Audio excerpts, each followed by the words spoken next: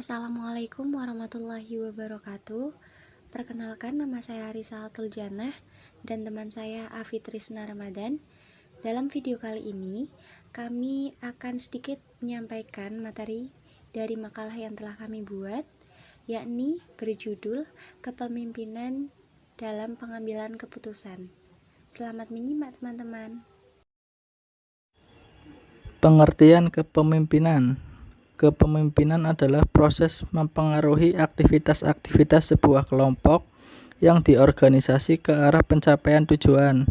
Dalam pengertian lain, kepemimpinan adalah kemampuan dan keterampilan seseorang yang menduduki jabatan sebagai pemimpin satuan kerja untuk mempengaruhi orang lain, terutama bawahannya, untuk berpikir dan bertindak sedemikian rupa sehingga melalui perilaku yang positif ia memberikan sumbangan nyata dalam pencapaian tujuan organisasi.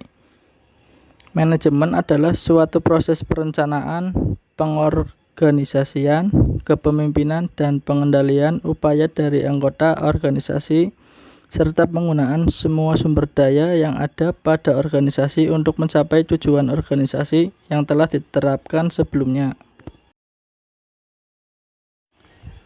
Beberapa teori yang telah dikemukakan para ahli manajemen mengenai timbulnya seorang pemimpin. Yang pertama, teori genetis. Penganut teori ini mengatakan bahwa seorang pemimpin ia telah dilahirkan dengan bakat pemimpin. Dalam keadaan bagaimanapun, seorang ditetapkan pada suatu waktu ia akan menjadi pemimpin karena ia dilahirkan untuk itu. Artinya takdir telah menetapkan ia menjadi pemimpin. Yang kedua, ada teori sosial. Penganut teori ini berpendapat bahwa setiap orang akan menjadi pemimpin apabila diberi pendidikan dan kesempatan untuk itu. Yang ketiga, ada teori ekologis. Teori ini merupakan penyempurnaan dari kedua teori genetis dan teori sosial.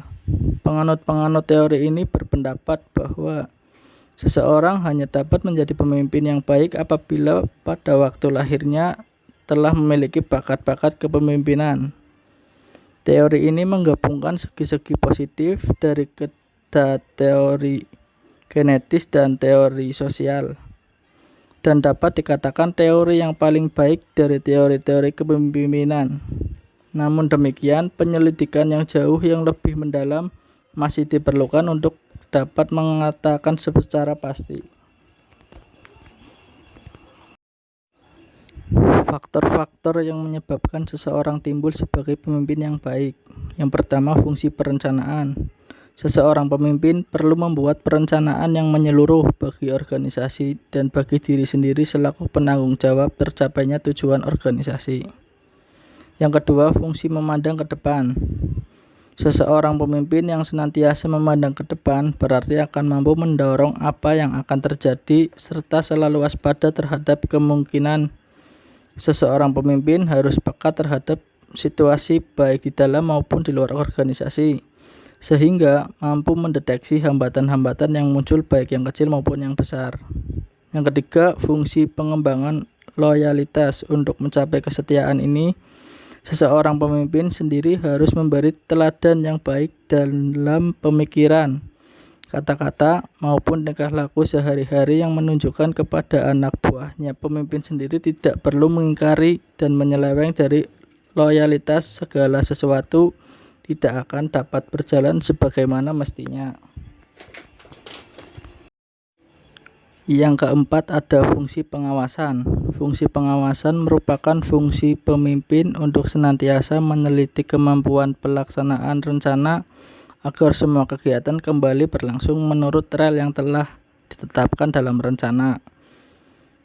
Yang kelima, fungsi pengambilan keputusan. Banyak pemimpin yang menunda untuk melakukan pengambilan keputusan. Bahkan ada pemimpin yang kurang berani mengambil keputusan. Metode pengambilan keputusan dapat dilakukan secara individu, kelompok, tim, atau panitia, dewan, komisaris, referendum, mengajukan usul tertulis, dan lain sebagainya. Yang keenam, fungsi memberi motivasi. Pemimpin harus dapat memberi semangat membesarkan hati, mempengaruhi anak buahnya agar rajin bekerja dan menunjukkan prestasi yang baik terhadap organisasi yang dipimpinnya. Pemberian anugerah yang berupa ganjaran, hadiah, pujian, atau ucapan terima kasih sangat diperlukan oleh anak buah sebab mereka merasa bahwa hasil jerih payahnya diperhatikan dan dihargai oleh pemimpinnya. Kepemimpinan dalam manajemen pengambilan keputusan. Kepemimpinan seseorang dalam sebuah organisasi sangat besar perannya dalam setiap pengambilan keputusan, sehingga membuat keputusan dan pengambilan tanggung jawab terhadap hasilnya adalah salah satu tugas pemimpin. Di lain hal, pengambilan keputusan dalam tinjauan perilaku mencerminkan karakter bagi seorang pemimpin. Oleh sebab itu, untuk mengetahui baik tidaknya keputusan yang diambil bukan hanya dinilai dari konsekuensi yang ditimbulkannya, melainkan melalui berbagai pertimbangan dalam prosesnya. Kegiatan pengambilan keputusan merupakan salah satu bentuk kepemimpinan, sehingga yang pertama, teori keputusan merupakan metodologi untuk menstrukturkan dan menganalisis situasi yang tidak pasti atau beresiko. Dalam konteks ini, keputusan lebih bersifat perspektif daripada deskriptif. Yang kedua, pengambilan keputusan adalah proses mental di mana seorang manajer memperoleh dan menggunakan data dengan menanyakan hal lainnya, menggeser jawaban untuk menemukan informasi yang relevan dan menganalisis data. Manajer secara individual dan dalam tim mengatur dan mengawasi informasi, terutama informasi bisnisnya. Yang ketiga, pengambilan keputusan adalah proses memilih di antara alternatif tindakan untuk mengatasi masalah. Dalam pelaksanaannya, pengambilan keputusan dapat dilihat dari beberapa aspek, yaitu proses dan gaya pengambilan keputusan. Proses pengambilan keputusan. Yang pertama, proses dilakukan melalui beberapa tahapan seperti: yang pertama, identifikasi masalah. Yang kedua, mendefinisikan masalah. Yang ketiga, memformalisasikan dan mengembangkan alternatif. Yang keempat, implementasi keputusan. Yang kelima, evaluasi keputusan.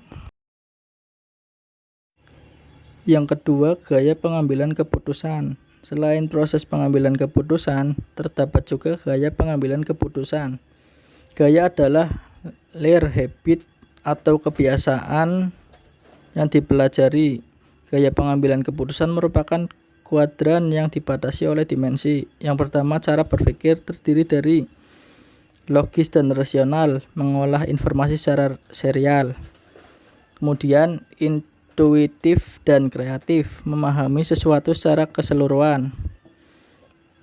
Yang kedua, toleransi terhadap ambiguitas. Yang pertama, kebutuhan yang tinggi untuk menstruktur informasi dengan cara meminimalkan ambiguitas. Selanjutnya, kebutuhan yang rendah untuk menstruktur informasi sehingga dapat memproses banyak pemikiran pada saat yang sama. Tipe pemimpin dalam manajemen pengambilan keputusan. Tipe pemimpin: yang pertama, tipe otokratis. Yang kedua, tipe militaritis. Yang ketiga, tipe paternalistis. Yang keempat, tipe karismatis. Yang kelima, tipe laissez-faire. Yang keenam, tipe demokratis. Tipe-tipe keputusan dalam manajemen. Yang pertama, menurut Scott dan Michelle, mereka membedakan tipe keputusan ke dalam keputusan perorangan dan keputusan organisasi. Keputusan yang dilakukan oleh perorangan berupa keputusan berpartisipasi, sedangkan keputusan yang dilakukan oleh organisasi berupa keputusan berproduksi. Kemudian yang kedua, menurut Kester Bernard, menurut pendapat ia, tipe keputusan dapat dibedakan menjadi keputusan pribadi dan keputusan berorganisasional. Yang membedakan keduanya, yakni keputusan pribadi tidak dapat didelegasikan, sedangkan keputusan organisasional dapat didelegasikan pada orang lain. Kemudian yang ketiga, menurut MC Verlan, mengklasifikasikan tipe keputusan menjadi keputusan dasar dan keputusan rutin. Perbedaan dasar kedua keputusan ini adalah keputusan dasar menyangkut komitmen jangka panjang dan relatif permanen, sedangkan keputusan rutin merupakan keputusan-keputusan setiap hari, bersifat repetitif. Kemudian yang keempat, menurut H.A. Simon, keputusan yang dibuat oleh manajer dalam mengambil berbagai keputusan dihadangkan pada dua tipe, pada situasi yang berbeda pula, yaitu yang pertama tipe keputusan yang terprogram dan yang kedua tipe keputusan yang tidak terprogram. Kemudian yang kelima, menurut Irwin Debros, keputusan pada dasarnya juga dapat dibedakan menurut tingkatnya, yaitu yang pertama keputusan otomatis, yang kedua keputusan memori, dan yang ketiga keputusan kognitif. Sekian penjabaran isi dari presentasi kami. Kurang lebihnya mohon maaf. Wassalamualaikum warahmatullahi wabarakatuh. Thank you.